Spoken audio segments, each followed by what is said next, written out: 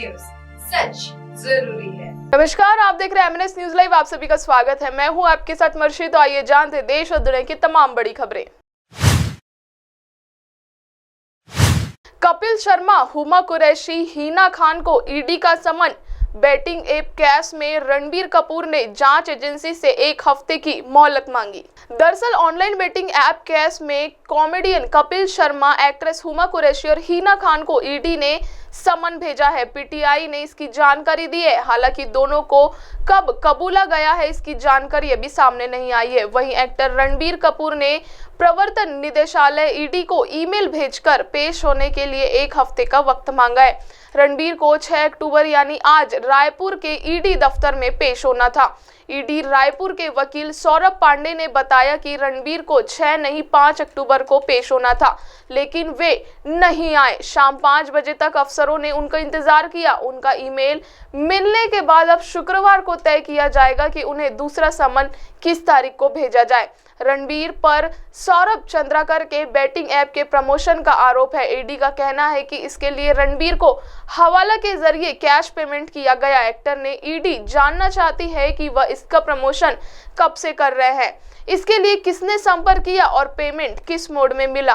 कुछ media reports में दावा किया गया है कि रणबीर इस केस में आरोपी नहीं है। ईडी सिर्फ उनके जरिए लेन देन को समझना चाहती है। इस केस का मुख्य आरोपी सौरभ चंद्राकर है, जिसकी शादी में टाइगर श्रॉफ, नुसरत भरूचा, सुखविंदर सिंह, नेहा कक्कड़ और सनी लियोनी समेत 14 से 15 सेलेब्स ने शिरकत की थी। इन सभी को ईडी समन भेज सकती है।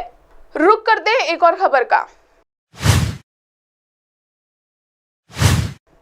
7 साल पहले एनआरआई पति की हुई थी हत्या। शाहजहांपुर कोर्ट ने पत्नी व प्रेमी को पाया दोषी।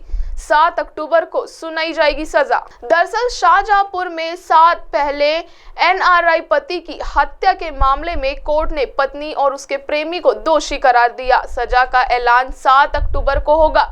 इस हत्याकांड के दौरान 2 पालतू कुत्तों को जहर देकर मारा गया था। पत्नी और उसके प्रेमी ने काफी निर्मम तरीके से घटना को अंजाम दिया था। एनआरआई पति की गला काटकर और फावड़े से मारकर हत्या की थी। पहले तो पत्नी और उसके प्रेमी ने बदमाशों के द्वारा हत्या किए जाने का ड्रामा किया था। बाद में पुलिस ने दोनों को गिरफ्तार में जेल भेज दिया।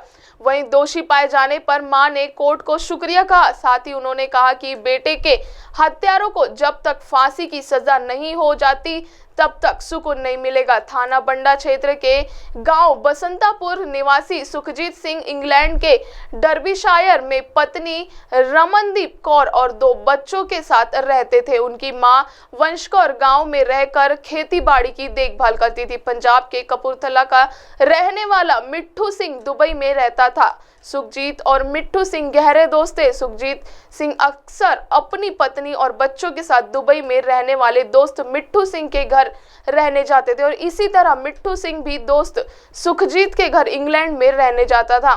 कोर्ट के फैसले से मृतक की मां संतुष्ट थी। हालांकि अभी भी उनका कहना है कि उनको सुकून तब मिलेगा जब बेटे के हत्यारों को फांसी की सजा सुनाई जाएगी और उनके सामने फांसी दी जाएगी। शासकीय अधिवक्ता श्रीपाल वर्मा ने बताया कि 1 सितंबर की रात छत के ऊपर सभी लोग लेटे थे। रात में ही सुखजीत की उनकी पत्नी और उसके प्रेमी ने मिलकर हत्या कर दी थी। दोनों के बीच प्रेम प्रसंग था। रात के खाने में बिरयानी बनाई गई थी। उसमें नशीला पदार्थ मिलाकर मां और सुखजीत को खिला दिया था, जिससे दोनों को होश नहीं आया था। सुबह उठने पर मां को बेटे की लाश मिली। कोर्ट ने दोनों को दोषी पाया। 7 अक्टूबर को सजा सुनाई जाएगी। रुक करते हैं एक और खबर का।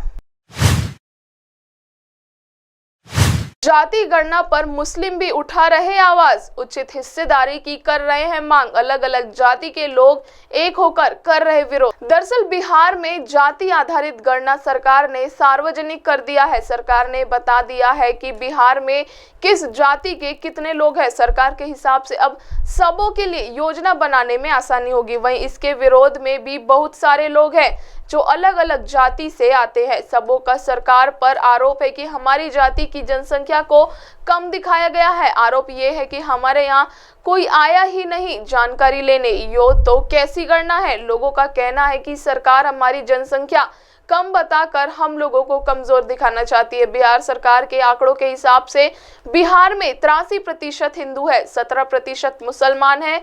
कुछ लोग बिहार को हिंदू राष्ट्र घोषित करने की मांग भी कर रहे हैं।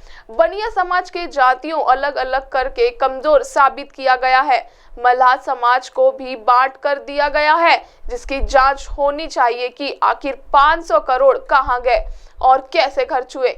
जहां तक तेजस्वी के सामाजिक न्याय की बात है तो उन्होंने अपने जाति को मजबूत दिखा लिया है जाति के आधार पर। लेकिन ये कैसा सामाजिक न्याय है कि लालू जी के बाद उनकी पत्नी, उनके बाद उनका बेटा मुख्यमंत्री बनेगा। क्या 14.26% जनसंख्या में इनके अलावा कोई नहीं है? पिछले 3 दशक से सिर्फ यादव और कुर्मी मुख्यमंत्री ही चल रहे हैं। क्या सिर्फ इन 2 जातियों के मुख्यमंत्री के भी बनने से सामाजिक न्याय हो जाएगा? इसकी जांच होनी चाहिए, नहीं तो हम सड़क पर आएंगे। अब आप हमारे चैनल को आपके मोबाइल पर भी देख सकते हैं। मोबाइल में देखने के लिए प्ले स्टोर से MNS news TV app download करें। इंस्टा, ट्विटर, फेसबुक और अन्य सोशल मीडिया प्लेटफॉर्म पर हमारा चैनल उपलब्ध है। आप हमारे चैनल को लाइव भी देख सकते हैं www.mnsnewstv.com पर। फिलहाल वक्त हो चुका है दर्शकों ब्रेक का। ब्रेक से लौटने के बाद देखेंगे देश और दुनिया की तमाम बड़ी खबरें। नमस्कार।